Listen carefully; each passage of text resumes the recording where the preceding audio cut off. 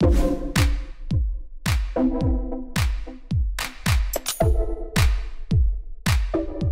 bonjour à tous et bienvenue dans une nouvelle édition des Paroles libres de l'AFPOLS, enregistrée au siège de l'association, comme les précédentes, et qui sera consacrée aujourd'hui au logement social dans les Outre-mer.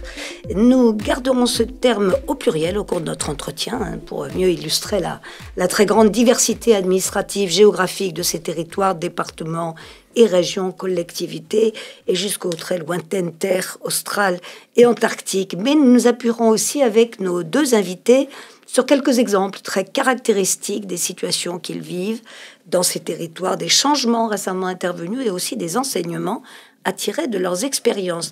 Je voudrais insister sur le titre qui a été choisi pour notre échange d'aujourd'hui. Il est éloquent, il s'agit de mettre en avant, je cite, les qualités du logement social ultramarin telles qu'elles ont été présentées dans une communication au Congrès 2025 de l'Union sociale de l'habitat.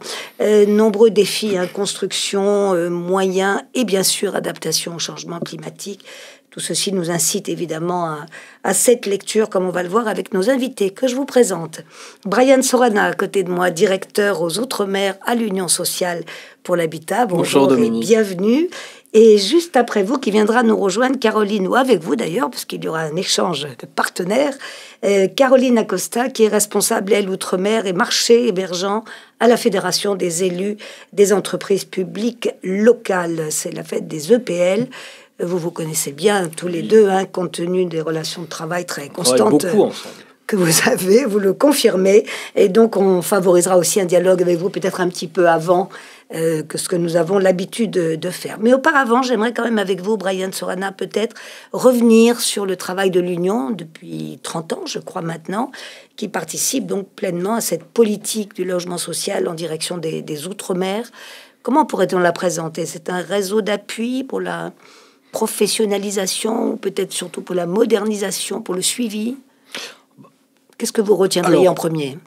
Tout simplement, vous savez, parce que dans un contexte de crise que connaît actuellement la France, mais depuis plusieurs années, même plusieurs décennies, crise du logement qui devient de plus en plus compliquée d'ailleurs, on voit avec l'actualité, parce qu'il y a un contexte de crise qui existe, que des personnes ont de plus en plus de difficultés à se loger.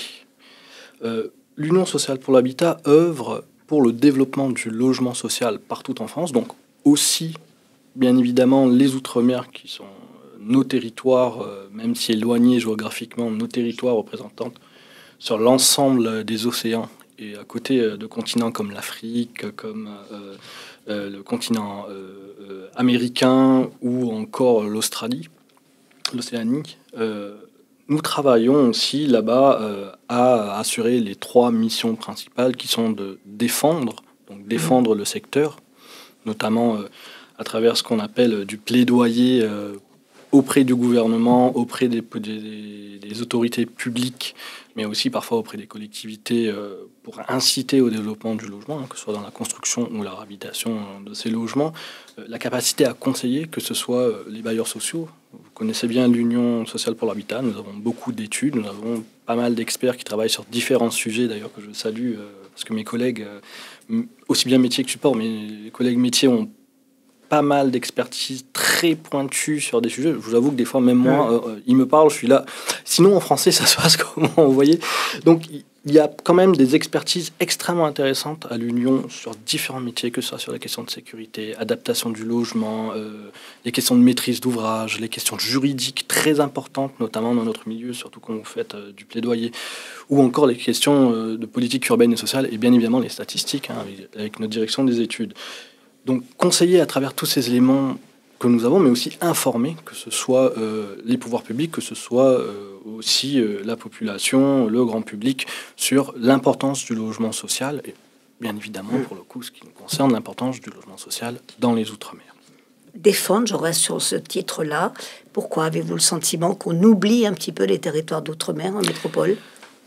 Alors, je vais utiliser une phrase que j'utilise toujours. Ce qui nous ramène un peu à l'actualité, évidemment, voilà, très récente. Qui risque de faire crier certains auditeurs, et je m'en excuse si je vexe qui que ce soit. Vous savez, les Outre-mer, soit on en parle sous le prisme Accra, Zouk, Boudin, Rome, plage, mer, donc loisirs, soit on en parle Sargasses, chlordécone, manifestations, difficultés à faire, difficultés à vivre, pauvreté. Mais par contre, la dynamique qui existe dans ces territoires, la richesse, qu'elle soit culturelle, qu'elle soit économique, qu'elle soit même en termes de géopolitique que revêtent ces territoires, est moins connue du grand public. Je ne dis pas que personne n'en parle, même au niveau de l'État, beaucoup en parlent, hein, des ministres des Outre-mer, même le président de la République en parle, il n'y a pas de sujet dessus.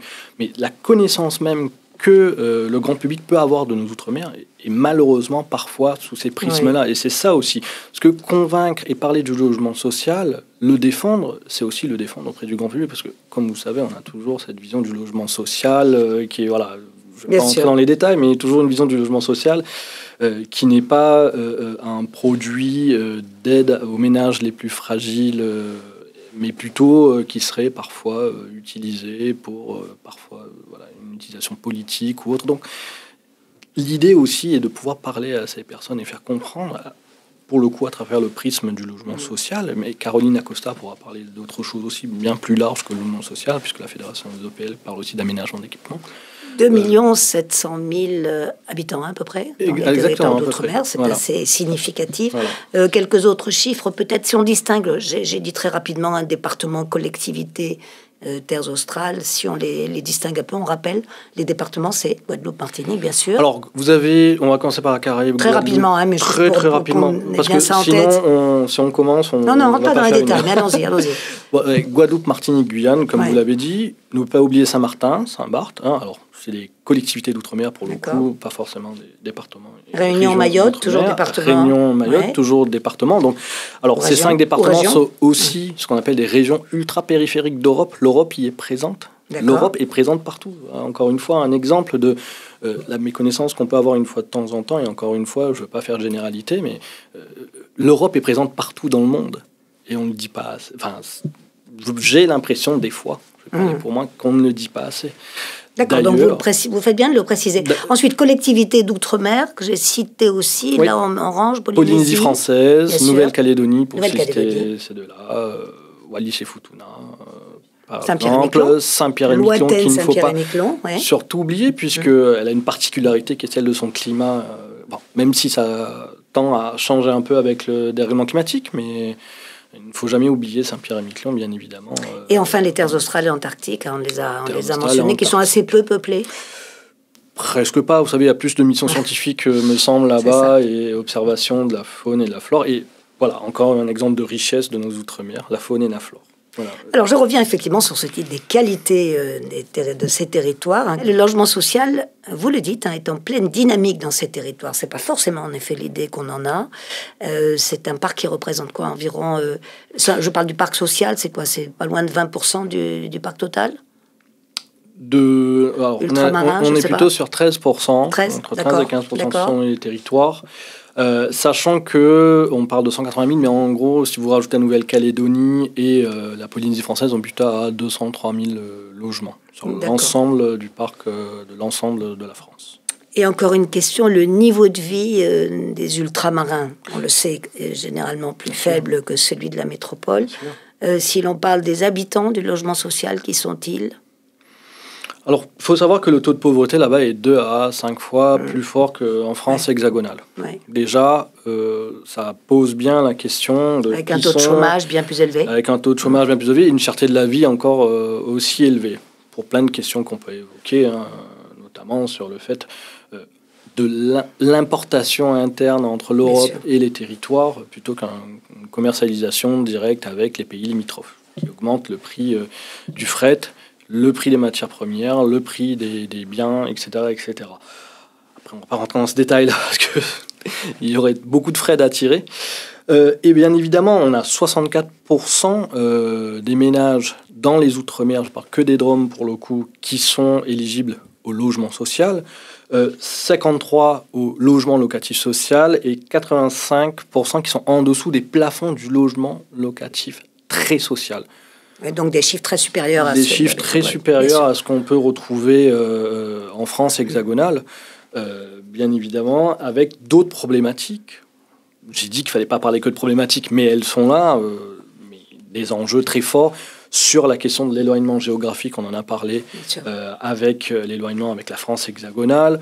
Il y a la question du climat, puisque souvent on entend dire le parc ultramarin est vétuste. Enfin, faut remettre le contexte. Si elle a vétusté, c'est aussi parce que derrière il y a une dégradation plus rapide que dans les autres territoires. Il ne faut pas l'oublier à un moment donné que si on a certaines problématiques qui sont intrinsèques à ces territoires, ça pose la question aussi de la capacité à mieux appuyer les territoires, notamment en termes financiers, en termes d'ingénierie, etc., etc.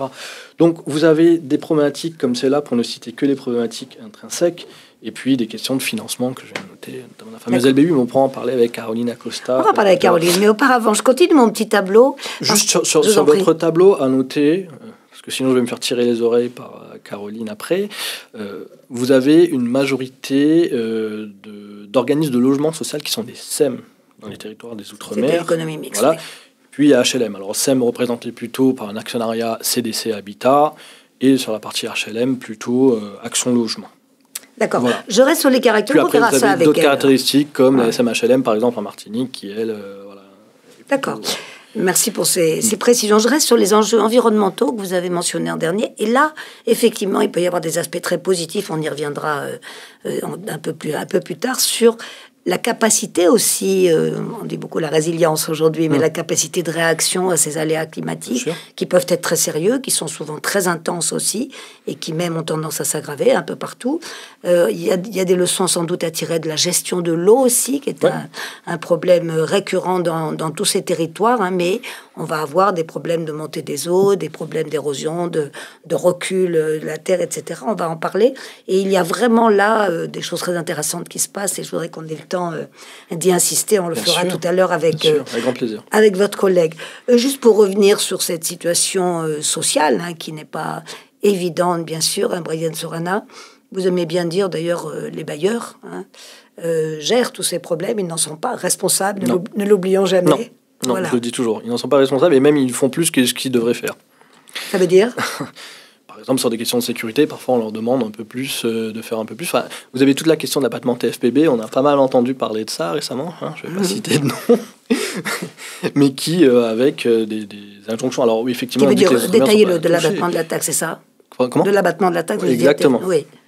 Donc voilà, on leur demande pas mal de choses, notamment en termes de sécurité. Les bailleurs participent aussi à l'ANRU, hein, sont des acteurs extrêmement importants de l'ANRU et contribuent à près de 2 milliards à l'ANRU, notamment via la CG2LS. Donc il y a quand même une participation extraordinaire des bailleurs sociaux à la vie dans les territoires. Je rappellerai que on a toujours une vision souvent de bailleur social égal. Il construit, puis il vient chercher son loyer. Je dis ça un peu vulgairement, pardon l'expression, mais ce n'est pas que ça. C'est la vie dans le logement, autour du logement. On a parlé des questions de dérèglement climatique. D'ailleurs, on peut en parler. On avait produit un document dans le cadre du congrès. Plutôt devant la caméra que derrière. C'est ça que vous voulez montrer? Exactement. D'accord. Et il y en a un deuxième là. On verra après. Là, c'est sur la question d'innovation, mais celui-là, par exemple, qui était issu pour le congrès de Nantes, où on parlait de la façon dont les bailleurs sociaux les énergies pour le logement participent à lutter contre le dérèglement climatique à travers plein d'initiatives, mais aussi sont confrontés au dérèglement climatique et comment eux-mêmes s'adaptent à ce qui se passe dans les territoires. Je vais prendre un exemple. Oui, s'il vous plaît. Décembre 2024, Mayotte est frappée par Chido. On parle du problématique cyclonique avec près de la moitié du parc qui connaît des dégradations à Mayotte. 3000 logements sociaux à Mayotte. Sauf que 2 ans avant, on parlait de la sécheresse à Mayotte. Vous voyez, quand on parle de dérèglement, on est bien dans le dérèglement. D'un côté, vous avez un événement où vous avez de la pluie, de l'orage, des vents à des centaines de kilomètres, et derrière, des populations qui doivent se sécuriser. Puis avant ça, une sécheresse qui dure, manque d'eau. Vous savez qu'après Chido, le pack d'eau était le pack de 6 était à 10 € sur le territoire. Donc, on a une population qui est confrontée à la sécheresse et qui n'a pas d'eau. Donc, je me souviens très bien, on était au congrès de Nantes. Il y a eu un échange entre un responsable mahorais, un responsable du logement social mahorais, et le ministre de l'époque, qui était M. Vigier. Et ce responsable m'a dit, mais monsieur le ministre, où est l'eau? Et maintenant, on demande où est la sécurisation du territoire, etc. etc. Vous voyez, il y a toute une refondation à faire. Les bailleurs sociaux participent aussi à ça. Que ce soit la CIM, que ce soit Alma, que ce soit Hippocampe Habitat. Ces trois acteurs-là travaillent aussi et nous font sur la question du logement pour leur population. Ils ne sont pas juste là sur la construction et la récupération du loyer. Enfin, et proposent des solutions, bien entendu. Ils proposent des solutions, travaillent avec les autorités, travaillent avec l'État. Il y a encore beaucoup de choses à faire. Le territoire, bon, j'ai pris pas le territoire le plus simple, mais qui pourrait et qui a tellement de richesses, qui a tellement de capacités, il y a tellement d'énergie là-bas. Il faut juste savoir le mobiliser, les libérer, en fait, cette énergie. Alors justement, ce terme de qualité du logement social, vous y tenez beaucoup, hein, c'était l'objet de votre communication. Qualité sociale, qualité économique aussi, hein, vous l'avez dit, et bien sûr environnementale. Si on prend un ou deux exemples, on cite le cas de Mayotte qui a été victime de cette catastrophe, comme on sait. Qu'est-ce qu'on peut donner comme qualité? Qu'est-ce qui vous vient en tête en premier? Qu'est-ce que vous avez envie de mettre en avant? Et surtout, qu'il vous semble que nous ne savons pas assez ici, en métropole? Alors, déjà, le logement social en lui-même est une qualité. Bien répondu. Puisque de par la réponse qu'elle donne aux ménages modestes et très modestes, l'existence même du logement social est une solution, est une qualité. Après, avec tous ces aspects techniques, on parlait dans le logement, autour du logement. Il y a aussi, si on reste un peu sur Mayotte, des capacités d'innovation. Je vais vous prendre un exemple. La brique de terre cuite, stabilisée à la chaux. Avant, ce qu'on appelait les bangas, qui est devenu désuet aujourd'hui, parce que c'est un terme, on va dire, un peu plus noble. Aujourd'hui, quand on parle de banga, c'est du logement insalubre, construit à la va-vite, avec des feuilles d'autol, etc., etc. À la base, c'est un logement traditionnel. Il y avait une inspiration à utiliser la brique de terre cuite dans les territoires, notamment sur plusieurs essais. Bon, je ne vais pas forcément parler des Cassim, parce qu'elles sont complètement différentes, mais il y avait une énergie. Et puis, vous avez eu des normes qui sont venues empêcher, limiter l'utilisation de ces BTS. Bon, aujourd'hui, il y a eu ce qu'on appelle des ATEX, donc qui sont des expérimentations qui permettent aujourd'hui la réflexion. Et la CIM, par exemple, a déjà fait une réflexion dessus et voilà, est en train de travailler sur ce sujet-là. Donc, l'utilisation de la brique de terre cuite. Pourquoi? Ça veut dire, si on vous comprend bien, que la brique de terre cuite a été... Enfin, pas interdit, mais si on a empêché de l'utiliser parce que les normes étaient trop complexes. Question de normes européennes, voilà, question d'utilisation, normes européennes, critères, marquage. Alors que c'était quand même le bon matériau. C'était le bon matériau pour le territoire. Pour le territoire, bien sûr. Vous savez, on dit toujours, il y a un sujet qui est celle de l'utilisation des matériaux. Aujourd'hui, vous avez ce qu'on appelle le marquage CE. Je vais faire une digression vers l'Europe. Le marquage CE, c'est quoi? L'industriel du pays limitrophe d'un territoire d'outre-mer doit répondre à un certain nombre de critères pour pouvoir commercer avec ce territoire. Que ce soit dans les Antilles, que ce soit pour l'Afrique du Sud, avec la Réunion ou Mayotte. Sauf que, du fait du marquage CE, lui, il se dit, cet industriel, pour moi, c'est un petit marché, je vais aller commercer avec d'autres pays bien plus grands, le Brésil et autre chose. Voilà, ça s'arrête là. Je ne vais pas m'embêter à aller répondre à des critères de marquage. Qu'est-ce qui se passe derrière? Vous avez votre bailleur social qui finit par importer du bois venu d'Europe, pour pouvoir construire sur son territoire. À des coûts évidemment à des coûts très élevés, avec un matériau qui n'est pas adapté aux questions climatiques locales. Je veux dire, le bois de Pologne n'est pas adapté au climat des Antilles.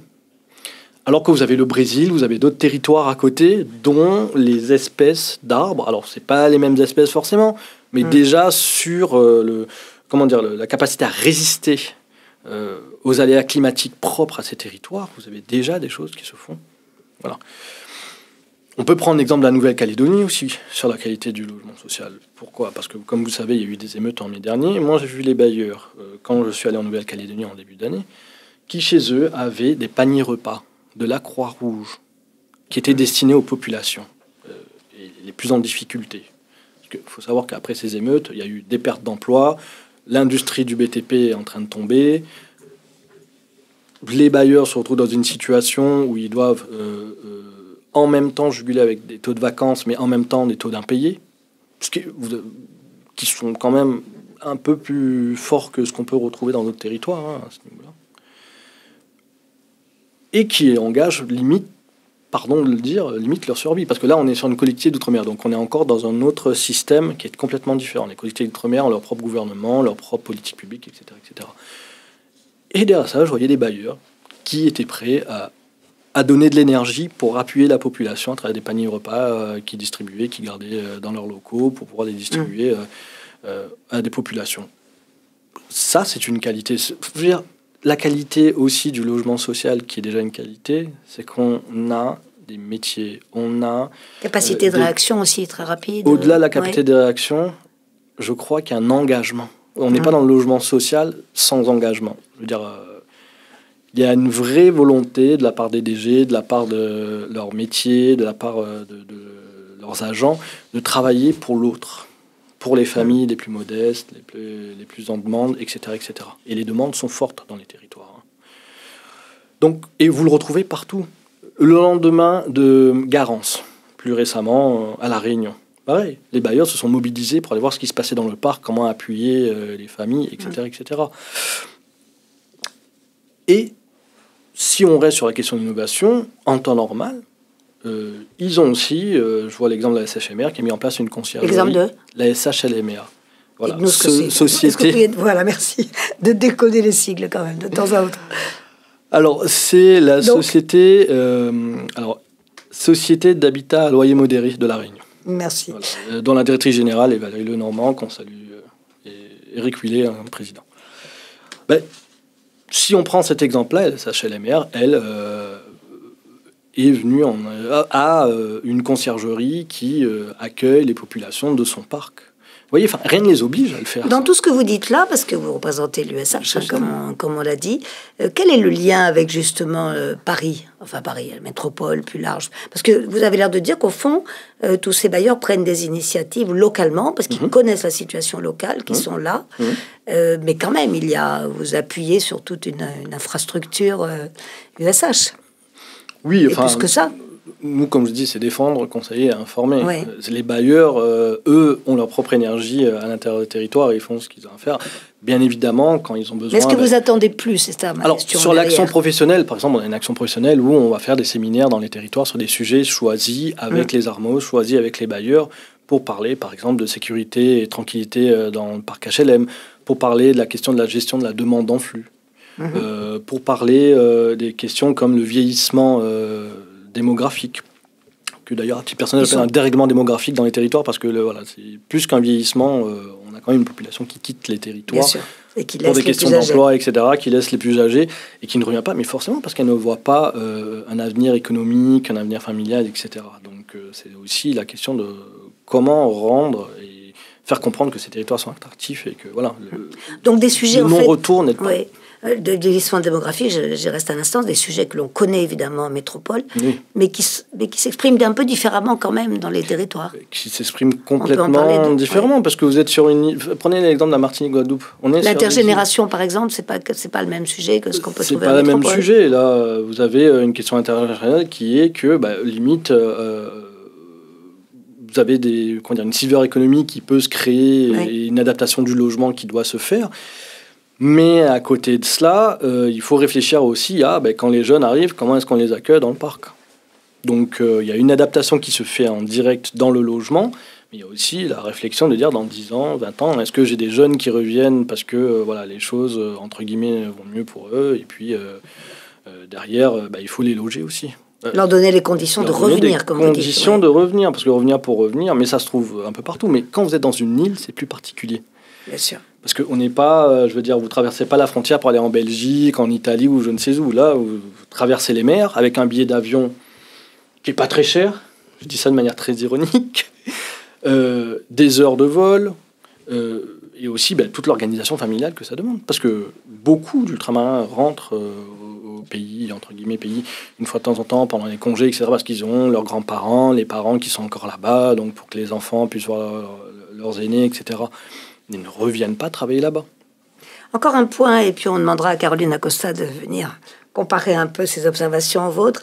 Il y a, dit-on, une difficulté quand même qui persiste à développer l'accession sociale dans tous ces territoires, alors que ce dispositif de la vie générale est devenu essentiel. Quelles seraient les causes selon vous et comment améliorer les choses? La difficulté à améliorer l'accession sociale aujourd'hui est aussi sur la capacité pour la location-accession, si vous voulez parler de ça, à entrer dans le logement. Et il y a la question du coût de la construction. C'est une des causes. C'est une des causes. La capacité aussi à avoir un programme qui réponde à l'accession sociale, parce que l'accession sociale, en vrai, est une des vraies réponses pour les territoires. Vous savez, culturellement, dans les Outre-mer, c'est j'espère un jour accéder à ma propre maison, pour mes enfants, etc. etc. Donc location-accession, comme vous connaissez. Ce qu'on a abandonné en France hexagonale, parce que c'est tellement cher, comme on se dit, bon... Ce matin, j'entendais dire que les taux augmentaient encore dans l'immobilier. Donc, vous voyez, c'est un exemple où il y a quand même une vraie difficulté à faire. Oui, mais l'accession à la propriété a quand même bien baissé. Et vous avez un exemple. Regardez, le PSLA-TS, Prêt Social Location Accession, très social. Ça a été imaginé par un monsieur qui s'appelle Dominique Joly, que je salue, qui est le DG de la société pointoise HLM. Lui, il a fait un test. Et vous voyez que c'est quelque chose qui peut fonctionner. Sauf que derrière, vous avez des arrêtés. Enfin, il manque un arrêté pour pouvoir rendre ce produit, entre guillemets, plus officiel, on va dire ça comme ça. Vous pouvez faire une expérimentation, etc. Mais voilà, c'est un produit qui pourrait très bien marcher. Et donc, il y aurait des choses à faire dessus. Donc, c'est pas seulement la question de dire oui, l'accession sociale ne marche pas, c'est le coût de l'accession sociale dans les territoires. Quand vous êtes à Mayotte, par exemple, l'accession sociale est un point très intéressant aussi, est un produit très intéressant. Et Hippocampe Habitat cherche à développer l'accession sociale partout dans le territoire. Mais vous voyez très bien qu'il y a une difficulté qui est de pouvoir construire à temps, pouvoir loger les personnes et puis répondre à des particularités, spécificités culturelles dans le mode d'habiter dans le territoire. Vous n'avez pas encore cité le terme de réhabilitation, parce que je crois qu'il y a un débat assez vif entre construction et réhabilitation, qui existe ailleurs aussi, mais qui est particulièrement fort, je crois, sur ces territoires. Dans les Outre-mer, selon les territoires, effectivement, on parle beaucoup de réhabilitation, notamment... Mais ça vous paraît une meilleure direction ? Martinique. On a toute cette philosophie de la seconde vie du logement aujourd'hui. D'ailleurs, vous parlez de ça, le flash du ministère des Outre-mer est sorti hier sur la seconde vie du logement, pour pouvoir mobiliser du crédit d'impôt dessus. Il y a la question de son financement, parce que réhabiliter, c'est lourd aussi. Démolir pour reconstruire, c'est compliqué. Vous avez toute l'économie de la chaîne de reconstruction et la circularité qu'il faut prendre en compte. Mais il y a aussi tout un ensemble d'aspects techniques à respecter quand vous faites de la réhabilitation dans un territoire. Un exemple et un élément qui est problématique dans la réhabilitation aujourd'hui. Vous avez la question de l'amiante. Comment est-ce qu'on désamiante ? L'an dernier, l'Union sociale pour l'habitat avait fait passer un amendement. On pourra en parler avec Caroline. Qui a été adopté dans les 2 chambres. Qui créait un fonds d'aide au désamiantage. Il a amorcé la création de ce fonds. Bon, malheureusement, celui-ci a été shooté en commission mixte paritaire, alors qu'il a été adopté dans les 2 chambres. Oui, effectivement, puisque comme le budget était tombé en première lecture à l'Assemblée nationale, il était considéré qu'il n'était pas adopté. Donc l'amendement qui avait été adopté n'était finalement pas adopté, qu'il fallait en rediscuter au Sénat. Vous avez 2 parlementaires, Christian Baptiste et Madame Solange Nadil, qui avaient réussi à le faire adopter. Et finalement, on se retrouve en commission mixte paritaire à se voir shooter un amendement comme celui-là. Extrêmement important. La question des EHPAD, on a parlé du vieillissement tout à l'heure. Vous avez quelqu'un avec qui j'échange souvent, Sébastien Querc de la CEMADER, qui lui, à La Réunion, me parlait de la capacité pour les organismes de logement social à construire des EHPAD. Aujourd'hui, ils ne peuvent pas mobiliser du crédit d'impôt pour construire des EHPAD. Même chose, des amendements qui ont été positionnés. Puis d'ajouter. Alors, j'ai dit une bêtise. Sur la création du fonds d'aide à l'amiante, il a été adopté. Il a été adopté, il a été maintenu. C'est sur l'EHPAD. La capacité à... Donc, des difficultés... Concernant les EHPAD et la construction d'EHPAD par les bailleurs sociaux, donc avec la mobilisation du crédit d'impôt qu'on avait effectivement... tout ce schmilblick législatif. Contrainte législative donc, le fonds a été créé et nous, on souhaiterait l'abonder cette année, mais voilà... on ne sait pas à quoi on va être mangé, comme vous connaissez l'actualité politique actuelle. Alors, si vous en êtes d'accord, Brian Sorana, à ce stade, on va inviter Caroline Acosta, parce que vous avez à plusieurs reprises mentionné son nom pour connaître son avis sur tout ce qu'on dit. Ce qu'on veut montrer ici, puisque, on l'a dit, elle représente ici les EPL, et vous-même, donc la partie USH, c'est comment effectivement votre partenariat fonctionne, ou est-ce qu'elle partage à peu près vos analyses, est-ce qu'elle a autre chose à dire sur ce thème. Et puis on parlera aussi ensemble vous parlerez ensemble, je vais lui céder ma place, des interorganismes, de la manière dont tout cela peut, en insistant sur ce terme de qualité que vous avez bien souligné. Vous aviez encore un mot à dire avant. On avait parlé de l'eau, la gestion de l'eau tout à l'heure, mais peut-être qu'on peut en parler avec Caroline. Y revenir avec elle aussi, je sais que c'est un des problèmes assez prégnants. C'est bon, je lui cède ma place et on lui demande de venir commenter tous vos propos. À tout de suite.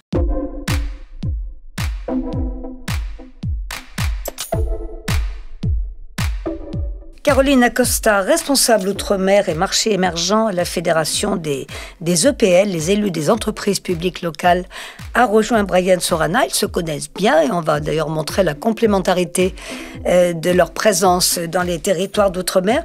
Caroline Acosta, je sais que je vous ai vu très attentive lorsque Brian Sorana a parlé de cet aspect de comment les territoires peuvent inspirer aujourd'hui les grands enjeux internationaux, environnementaux qui touchent un peu tout le monde. Mais je le sais pour avoir préparé avec vous, vous n'aimez pas beaucoup le terme de laboratoire dont pourrait se servir après la métropole. Pourquoi ? Oui, effectivement, comme disait Brian auparavant, enfin, la France aujourd'hui, c'est la France avec les territoires ultramarins. Et c'est une richesse qui existe. Et aujourd'hui, par rapport à tout ce on en a parlé aussi jusqu'à présent, de tout ce qui est l'adaptation, le changement climatique qui sévit. On est au mois de septembre, là, on a vu l'été, les inondations, les feux, la chaleur et tout ça. On a la chance en France d'avoir des territoires ultramarins où il existe déjà des températures constantes, des vents, l'augmentation du niveau de la mer, tout ça. Donc pour moi, c'est pas des laboratoires au sens ce qu'on disait souris de laboratoire, mais c'est vraiment une richesse.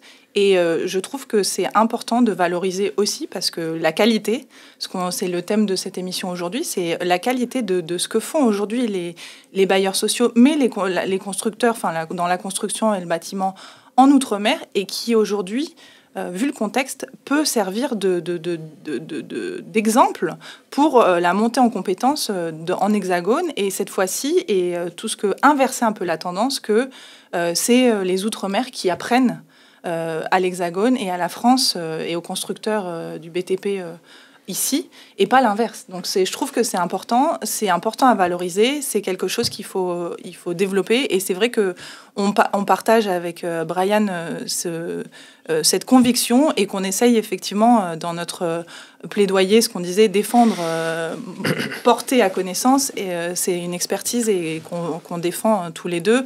Moi, sur cette partie du logement social, qui sont les SEM immobilières, et bien évidemment elles détiennent presque les 3/4 du parc social, donc c'est une part importante, mais toute cette complémentarité qu'on travaille ensemble, et ça nous paraît important. Bien sûr. Donc voilà un petit peu ce que je voulais, cette petite, voilà, en tant que plaidoyer, porter et défendre, voilà, cet aspect militantiste. Alors, tout à l'heure, bien évidemment, Caroline a parlé des énergies dans les territoires, et par rapport aux questions des qualités du logement social, il y a aussi la question du développement économique et territorial de font preuve, et auquel participent les bailleurs sociaux, et notamment sous la forme de ça, mais la HLM aussi, bien évidemment, puisque comme il y a toute une chaîne de production ou même de construction, réhabilitation du logement social dans les territoires, c'est aussi des prestataires, des bassins d'emploi, différentes économies, entre guillemets, dites parallèles, intrinsèques ou externes. Par exemple, l'ingénierie aussi, qui entre guillemets, bénéficie de l'existence d'un secteur qui ne demande qu'à se déployer, notamment au regard de toutes les problématiques et enjeux dont on a parlé avec des familles modestes, très modestes, voilà, qui ont besoin d'un toit. Complètement. On a besoin au moins de plus de 110 000 logements dans les territoires aujourd'hui. Je suis assez d'accord avec vous, et surtout, alors, de mon prisme et du côté, c'est que ces SEM aujourd'hui immobilières, pour la plupart, sont multi-activités. Elles ne font pas que... Elles essayent d'embarquer tout. Et par exemple, la CEMAG, la SEM d'aménagement de Guadeloupe, qui gère du logement social, mais qui aussi est un aménageur du territoire. Et donc, ils ont une vision, on va dire, politique et stratégique à 360 de cette action, de l'aménagement, de penser justement tous ces bailleurs, aménageurs. Et donc, ils avancent, ils construisent, ils travaillent avec les autres. Enfin, c'est ce qu'on le dit. Et c'est vrai que la commande publique par tous ces bailleurs sociaux, c'est grâce à elle qu'aujourd'hui, dans ces territoires, on permet de faire avancer les choses. Ça permet de pouvoir lancer la dynamique, notamment. Et on le sait très bien, quand la construction et le BTP va bien, tout va bien sur un territoire. Donc, c'est sûr que c'est des choses qui ont... Ça permet, donc, qualité aussi par rapport à tout ça, ça permet de faire avancer les choses, de remplir les carnets de commandes de tous les petits prestataires en BTP, les artisans, qui se forment derrière et lancent la dynamique sur ces territoires. Complètement. D'ailleurs, vous me faites penser à l'exemple de la Nouvelle-Calédonie. À un moment donné, il y avait un grand programme de 1000 logements par an sur le territoire, qui avait permis justement au BTP et aux employés justement dans ce secteur d'avoir une croissance assez intéressante. Bon, aujourd'hui, on voit bien avec tout ce qui s'est passé depuis mai dernier qu'il y a une chute et j'espère qu'on va pouvoir appuyer pour relever le territoire. Mais bon, c'est un sujet encore plus vaste car il y a tout un ensemble institutionnel, écosystémique, économique à voir aussi. Mais c'est un exemple, vous savez... on dit souvent que le logement social est aussi un thermomètre de la société. Il permet de voir justement quand le logement social va bien. Ça veut dire que aussi la société connaît une qualité de vie un peu plus intéressante. Bon, bien évidemment, c'est le même principe du docteur. Le logement social existant veut dire aussi qu'il y a des familles modestes et très modestes. Mais on confond souvent et on oublie souvent qu'il y a une question du parcours du logement puisque les gens ne sont pas amenés à vivre toute leur vie dans le logement social. C'est un moment de transition pour aller dans un parcours vers quelque chose qui leur appartienne souvent. On parlait de location-accession tout à l'heure ou dans d'autres produits, dans le privé, etc. Caroline Acosta, je vous ai entendu dire que sans économie mixte, il n'y a pas de logement social dans les Outre-mer. Ça vous paraît très important pour la politique d'aujourd'hui de le comprendre, mais qu'il faudrait aller encore plus loin. Qu'entendez-vous par là ? Alors, effectivement, je dis ça parce qu'aujourd'hui, c'est vrai que le logement social est géré majoritairement par des SEM en Outre-mer. C'est elle qui impulse. Donc, c'est par rapport à ça que je disais ça. Pas nécessairement parce que c'est nous, c'est les SEM qui avancent et on laisse tout le monde derrière. C'est sur ce côté embarqué, un peu impulser les choses pour faire avancer. Et d'ailleurs, on le voit, on en reparlera parce qu'on travaille effectivement ensemble, mais on travaille beaucoup, Brian et moi, avec les ARMOS, les associations régionales des maîtrises d'œuvres sociales sur ces territoires, qui sont des associations qui regroupent les interbailleurs et les différents types de sociétés de logement social sur ces territoires. Et on avance ensemble et on essaye de faire... Nous, de notre côté, c'est ce que vous disiez par rapport à avant, c'est effectivement, on collecte les informations du territoire et on se base sur des choses très réelles, techniques et des sujets concrets qu'on essaye de faire remonter pour nous porter et avoir ce plaidoyer, essayer de faire avancer les choses au niveau national. Complètement, et les ARMOS sont des partenaires extrêmement importants. D'ailleurs, c'est aussi l'objet de la convention qu'on avait signée au congrès de Bordeaux. Exactement. Ça commence à remonter maintenant. On va faire l'anniversaire de cette convention dans quelques semaines. Et effectivement, les associations régionales des maîtres d'ouvrage sociaux sont extrêmement importantes dans le territoire. D'ailleurs, j'en profite pour saluer Denis Chiden, Véronique Roule, Maniko Hassim, Maud Perrano, qui vient de devenir présidente de l'ARMOS Nouvelle-Calédonie. D'ailleurs, avec Caroline, nous avons tous les deux travaillé beaucoup à pouvoir faire en sorte que les acteurs du territoire de Nouvelle-Calédonie étaient déjà convaincus qu'il fallait créer cette ARMOS, mais on y a un petit peu contribué et on les salue aussi. Donc ces ARMOS, que ce soit dans la mise en place des séminaires sur les questions des études, mais aussi sur le plaidoyer local et faire remonter toutes les problématiques qui se produisent sur le territoire et faire vivre le secteur et tout ce qu'il y a autour du secteur, mais sont indispensable. Ça, on est absolument convaincu. C'est pour ça qu'on travaille sans, on va dire, entre guillemets, sans difficulté, sans retenue plutôt, parce que c'est toujours un plaisir de travailler avec eux, sur les différentes problématiques, métiers ou même techniques et autres. C'est vrai. On avance, on essaye de porter les choses. Oui. D'ailleurs, ça me fait penser à un exemple même, la gestion intégrée des eaux de pluie. Imaginez sur le territoire de La Réunion, pour le coup adapté au territoire de La Réunion par François Houtin de la CEMAC, Société d'économie mixte d'aménagement et de construction. Exactement. Dans l'Est réunionnais. On salue aussi Frédéric Pilor, du coup, le directeur général. François Houtin avait imaginé mise en place du GIEP, gestion intégrée des eaux de pluie sur le territoire de La Réunion. Il y a eu un label qui a été créé. Grâce à eux. Grâce à eux, avec justement Qualitel et Eleni. On voit bien comment la coparticipation, le travail en commun fait marcher quand même un certain nombre d'initiatives et d'innovations. Et tout ce travail-là avait été aussi un peu commencé avec la capacité de l'ARMOS Océan Indien à mettre les acteurs déjà du logement social autour de la table pour parler de la GIEP, bien évidemment avec François Houtin, et puis derrière pouvoir démultiplier sur l'ensemble du territoire. Je vous dis, ils ont un label qui marche très bien. Alors la GIEP, ça permet, pour une des qualités que ça donne, d'éviter des inondations autour du parc, mais aussi dans d'autres endroits spécifiques, quartiers de La Réunion, quand vous avez des problématiques cycloniques, des fortes pluies, etc. Qui se produisent souvent. Et collecter l'eau pour le ramener. Et collecter l'eau, exactement, pour ramener. Vous avez aussi, on va rester 2 minutes sur l'eau, tout le travail qu'a fait Ozanam avec Hydraloop, qui, pour la Martinique aussi, permet de collecter des eaux grises pour pouvoir les utiliser, que ce soit dans les toilettes ou d'autres utilisations, arroser les plantes, etc. Donc, il y a quand même toute cette réflexion, mais qui ne se fait pas seule, qui se fait en partenariat avec différents acteurs. Et de toute façon, on est convaincu d'une chose, vous et moi, Caroline, c'est que parler du logement social pour le logement social, mais sans prendre en compte tout ce qu'il y a autour, c'est-à-dire tout l'écosystème même du secteur, c'est déjà ce n'est pas possible. C'est pas possible. On n'y arriverait pas. La coopération est importante.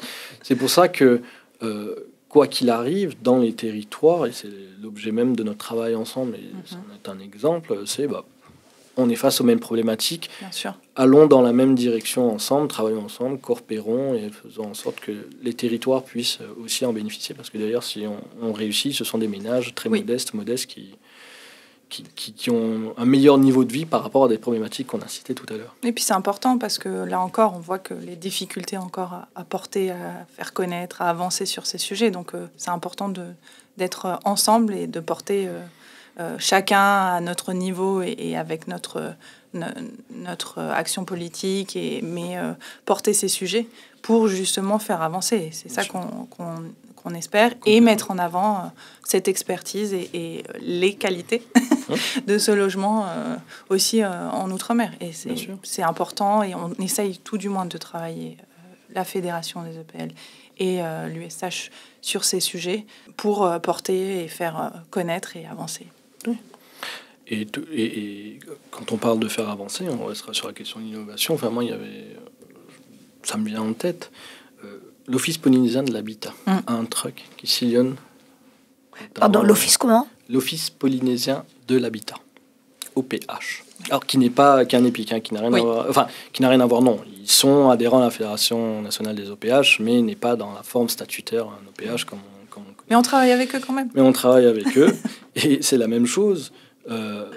Ils ont des innovations intéressantes pour le territoire, dont un truc Faora qui sillonne le territoire. Alors, je vous rassure, il n'est pas amphibie, mais sur une partie du territoire de Tahiti, pour aller à la rencontre des habitants du parc, mobiliser leurs problématiques, voir quelles sont les demandes de logement, etc.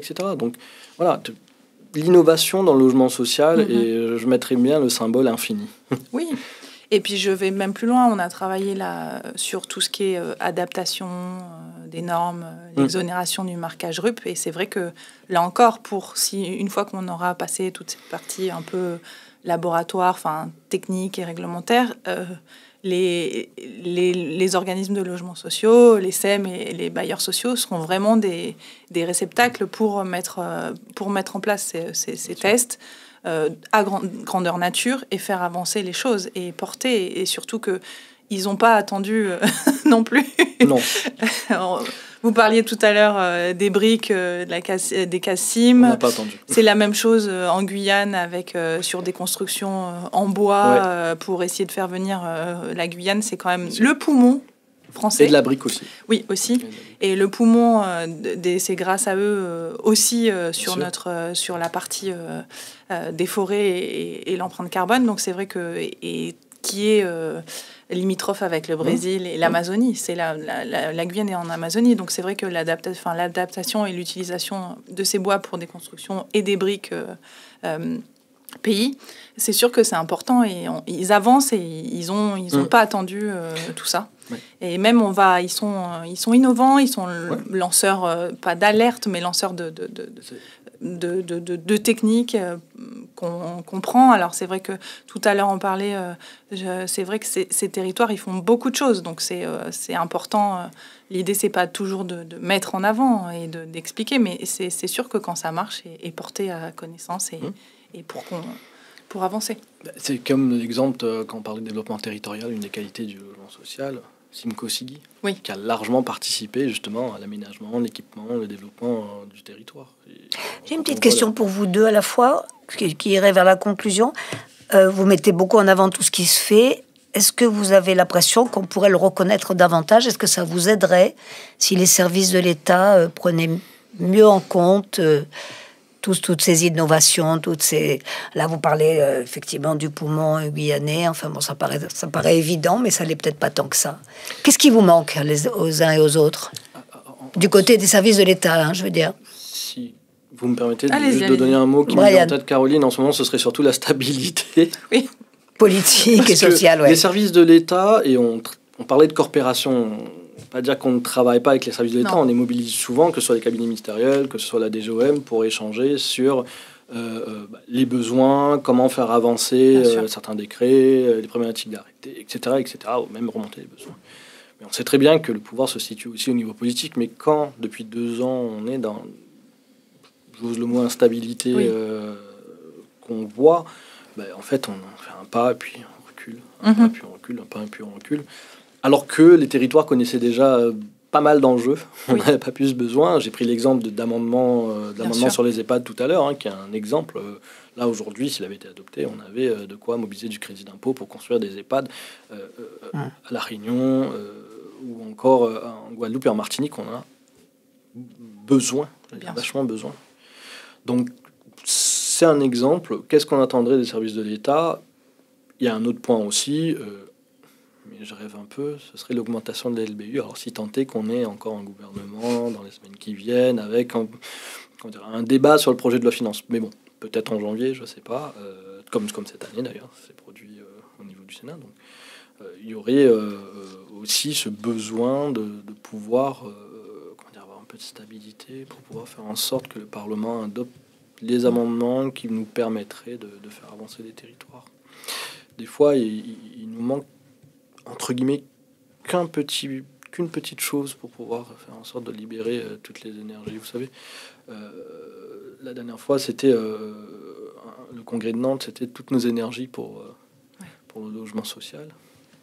Donc, toutes nos énergies pour le logement social outre-mer restent quand même un point intéressant. Et permettre l'innovation, encore une fois, on en a parlé.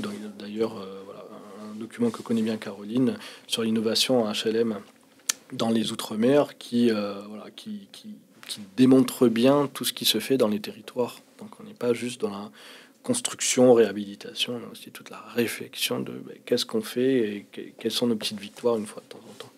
Vos attentes, Caroline, pour conclure? Effectivement, pour compléter, on échange régulièrement avec